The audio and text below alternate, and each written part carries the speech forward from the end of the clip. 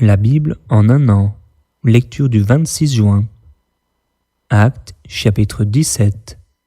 Paul et Silas passèrent par Amphipolis et Apollonie, et ils arrivèrent à Thessalonique, où les Juifs avaient une synagogue. Paul y entra selon sa coutume pendant 3 shabbats. Il discuta avec eux d'après les Écritures, expliquant et établissant que le Christ devait souffrir et ressusciter des morts. Et Jésus que je vous annonce, disait-il, c'est lui qui est le Christ. Quelques-uns d'entre eux furent persuadés et se joignirent à Paul et à Silas, ainsi qu'une grande multitude de Grecs craignant Dieu et beaucoup de femmes de qualité. Mais les Juifs, jaloux, prirent avec eux quelques méchants hommes de la populace, provoquèrent des attroupements et répandirent l'agitation dans la ville. Ils se portèrent à la maison de Jason, et ils cherchèrent Paul et Silas pour les amener vers le peuple. Ne les ayant pas trouvés, ils traînèrent Jason et quelques frères devant les magistrats de la ville en criant « Ces gens qui ont bouleversé le monde sont aussi venus ici, et Jason les a reçus. Ils agissent tous contre les édits de César, disant qu'il y a un autre roi, Jésus. » Par ces paroles, ils émurent la foule et les magistrats, qui ne laissèrent aller Jason et les autres qu'après avoir obtenu d'eux une caution. Aussitôt, les frères firent partir de nuit Paul et Silas pour Bérée. Lorsqu'ils furent arrivés, ils entrèrent dans la synagogue des Juifs. Ces Juifs avaient des sentiments plus nobles que ceux de Thessalonique. Ils reçurent la parole avec beaucoup d'empressement, et ils examinaient chaque jour les Écritures pour voir si ce qu'on leur disait était exact. Plusieurs d'entre eux crurent, ainsi que beaucoup de femmes grecques de distinction et beaucoup d'hommes. Mais quand les Juifs de Thessalonique surent que Paul annonçait aussi à Bérée la parole de Dieu, ils vinrent y agiter la foule. Alors les frères firent aussitôt partir Paul du côté de la mer. Silas et Timothée restèrent à Bérée. Ceux qui accompagnaient Paul le conduisirent jusqu'à Athènes, puis ils s'en retournèrent chargés de transmettre à Silas et à Timothée l'ordre de le rejoindre au plus tôt. Comme Paul les attendait à Athènes, il sentait au-dedans de lui son esprit s'irriter à la vue de cette ville pleine d'idoles. Il s'entretenait donc dans la synagogue avec les Juifs et les hommes craignant Dieu, et sur la place publique chaque jour avec ceux qu'il rencontrait. Quelques philosophes épicuriens et stoïciens se mirent à parler avec lui, et les uns disaient « Que veut dire ce discoureur ?» D'autres, l'entendant annoncer Jésus et la résurrection, disaient « Il semble qu'il annonce des divinités étrangères. » Alors ils le prirent et le menèrent à l'aréopage en disant « Pourrions-nous savoir quelle est cette nouvelle doctrine que tu enseignes? Car tu nous fais entendre des choses étranges. Nous voudrions donc savoir ce que cela peut être. » Or, tous les Athéniens et les étrangers demeurant à Athènes ne passaient leur temps qu'à dire ou à écouter des nouvelles. Paul, debout au milieu de l'aréopage, dit « Hommes athéniens, je vous trouve à tous égards extrêmement religieux, car en parcourant votre ville et en considérant les objets de votre dévotion, j'ai même découvert un autel avec cette inscription « À un Dieu inconnu ». Ce que vous révérez sans le connaître, c'est ce que je vous annonce. Le Dieu qui a fait le monde et tout ce qui s'y trouve, étant le Seigneur du ciel et de la terre, n'habite point dans des temples faits de mains d'hommes. Il n'est point servi par des mains humaines, comme s'il avait besoin de quoi que ce soit, lui qui donne à tous la vie, la respiration et toutes choses. Il a fait que tous les hommes sortis d'un seul sang habitassent sur toute la surface de la terre, ayant déterminé la durée des temps et les bornes de leur demeure. Il a voulu qu'ils cherchassent le Seigneur, et qu'ils s'efforçassent de le trouver en tâtonnant, bien qu'il ne soit pas loin de chacun de nous. Car en lui nous avons la vie, le mouvement et l'être. C'est ce qu'ont dit aussi quelques-uns de vos poètes. De lui nous sommes la race.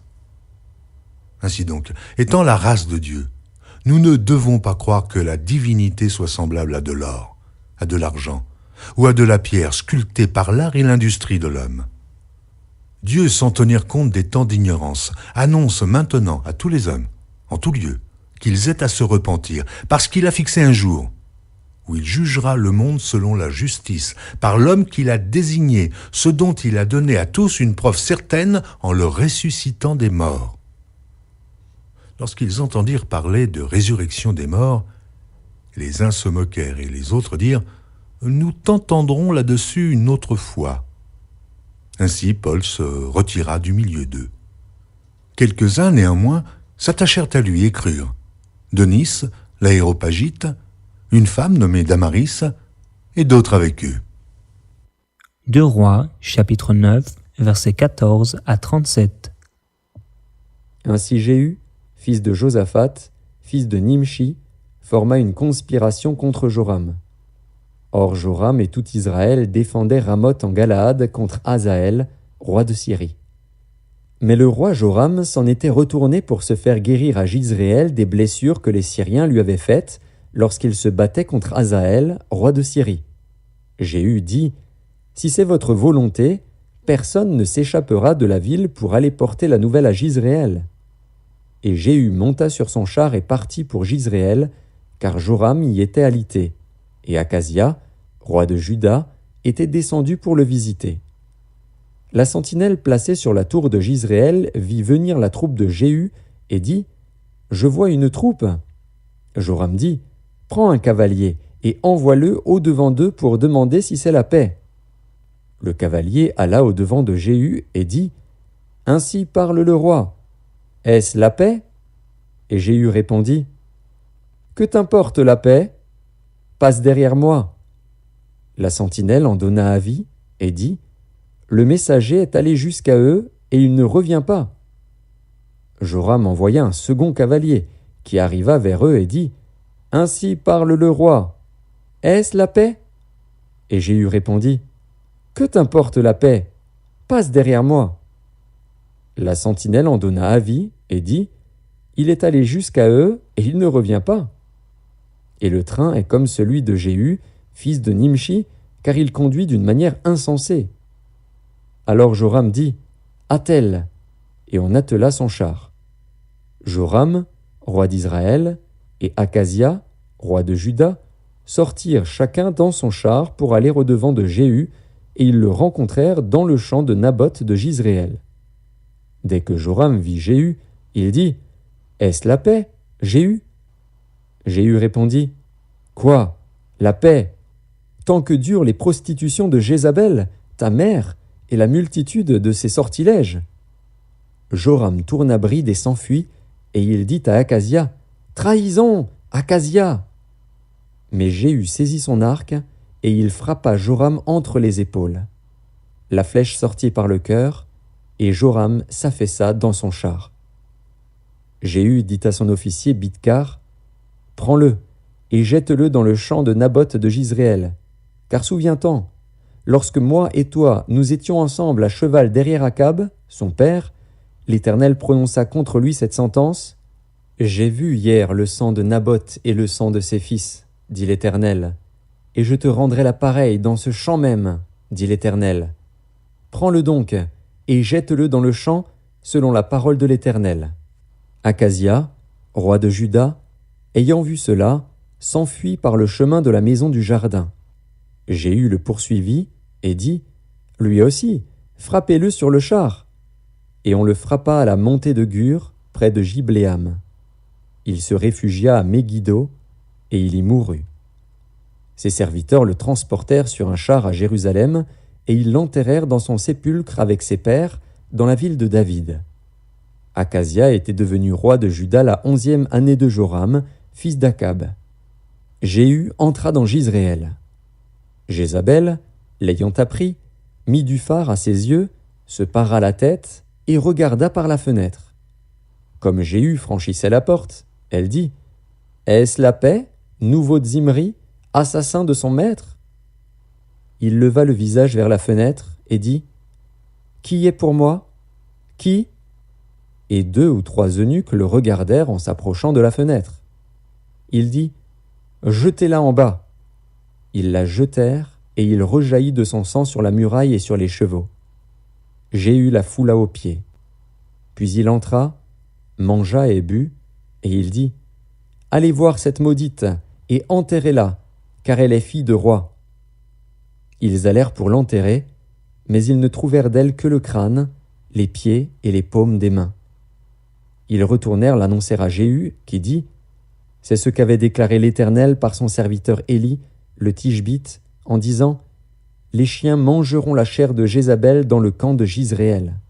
Et le cadavre de Jézabel sera comme du fumier sur la face des champs, dans le champ de Jizréel, de sorte qu'on ne pourra dire « C'est Jézabel ».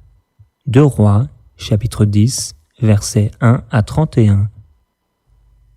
Il y avait dans Samarie 70 fils d'Akab.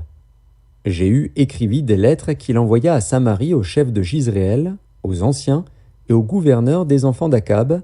Il y était dit « Maintenant, quand cette lettre vous sera parvenue, puisque vous avez avec vous les fils de votre maître, avec vous les chars et les chevaux, une ville forte et les armes, voyez lequel des fils de votre maître est le meilleur et convient le mieux, mettez-le sur le trône de son père, et combattez pour la maison de votre maître. » Ils eurent une très grande peur, et ils dirent « Voici, 2 rois n'ont pu lui résister, comment résisterions-nous » Et le chef de la maison, le chef de la ville, les anciens et les gouverneurs des enfants envoyèrent dire à Jéhu « Nous sommes tes serviteurs, et nous ferons tout ce que tu nous diras.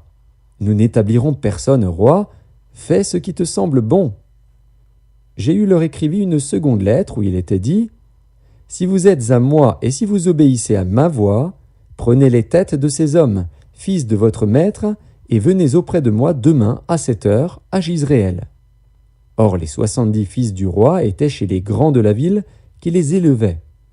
Quand la lettre leur fut parvenue, ils prirent les fils du roi, et ils égorgèrent ces 70 hommes. Puis ils mirent leurs têtes dans des corbeilles, et les envoyèrent à Jéhu, à Jizréel.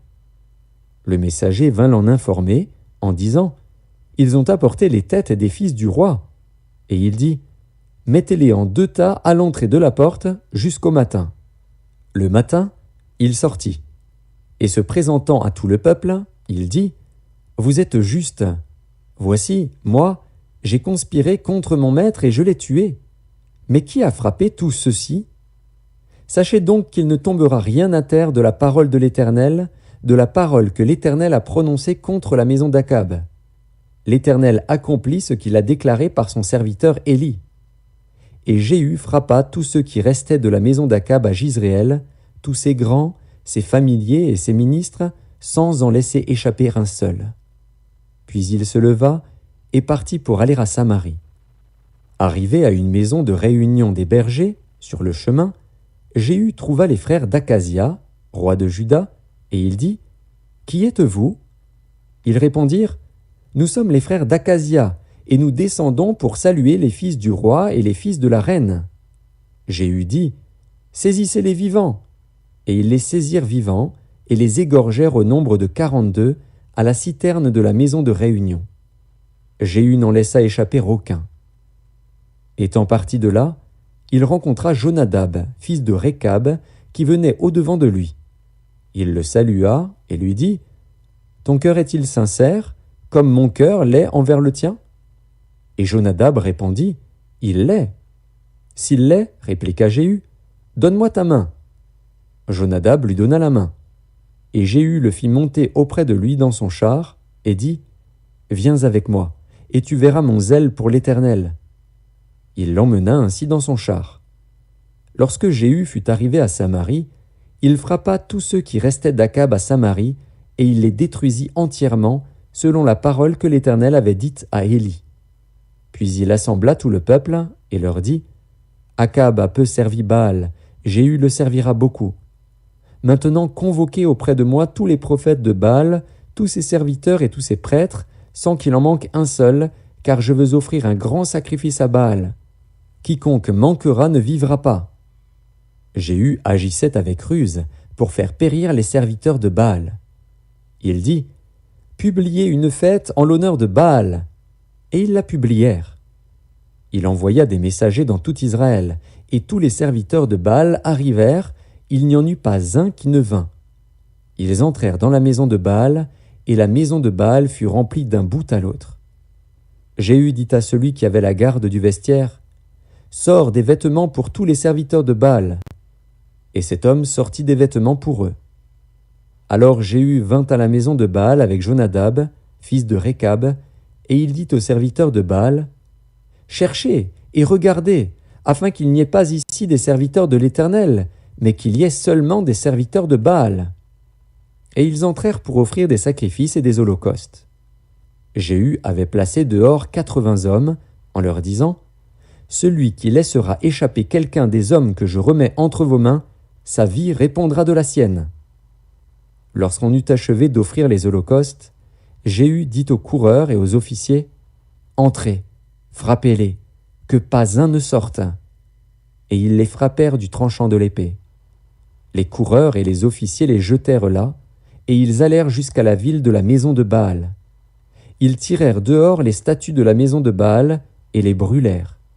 Ils renversèrent la statue de Baal, ils renversèrent aussi la maison de Baal, et ils en firent un cloaque qui a subsisté jusqu'à ce jour. Jéhu extermina Baal du milieu d'Israël. Mais il ne se détourna point des péchés de Jéroboam, fils de Nebat, qui avait fait pécher Israël. Il n'abandonna point les veaux d'or qui étaient à Béthel et à Dan.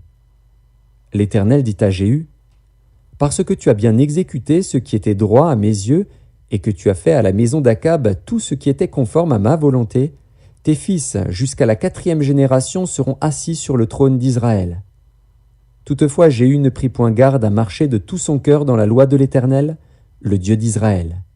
Il ne se détourna point des péchés que Jéroboam avait fait commettre à Israël. Psaume chapitre 144. De David. Béni soit l'Éternel, mon rocher, qui exerce mes mains au combat, mes doigts à la bataille, mon bienfaiteur et ma forteresse, ma haute retraite et mon libérateur, mon bouclier, celui qui est mon refuge, qui m'assujettit mon peuple. Éternel, qu'est-ce que l'homme pour que tu le connaisses, le Fils de l'homme pour que tu prennes garde à lui? L'homme est semblable à un souffle, ses jours sont comme l'ombre qui passe. Éternel, abaisse tes cieux et descends, touche les montagnes et qu'elles soient fumantes. Fais briller les éclairs et disperse mes ennemis, lance tes flèches et mets-les en déroute. Étends tes mains d'en haut, délivre-moi et sauve-moi des grandes eaux, de la main des fils de l'étranger, dont la bouche profère la fausseté, et dont la droite est une droite mensongère. Ô Dieu, je te chanterai un cantique nouveau, je te célébrerai sur le luth à 10 cordes. Toi qui donnes le salut au roi, qui sauva du glaive meurtrier David, ton serviteur. Délivre-moi et sauve-moi de la main des fils de l'étranger, dont la bouche profère la fausseté et dont la droite est une droite mensongère. Nos fils sont comme des plantes qui croissent dans leur jeunesse. Nos filles comme les colonnes sculptées qui font l'ornement des palais. Nos greniers sont pleins, regorgeant de toute espèce de provisions. Nos troupeaux se multiplient par milliers, par 10 milliers dans nos campagnes. Nos génisses sont fécondes. Point de désastre, point de captivité, point de cris dans nos rues. Heureux le peuple pour qui il en est ainsi, heureux le peuple dont l'Éternel est le Dieu.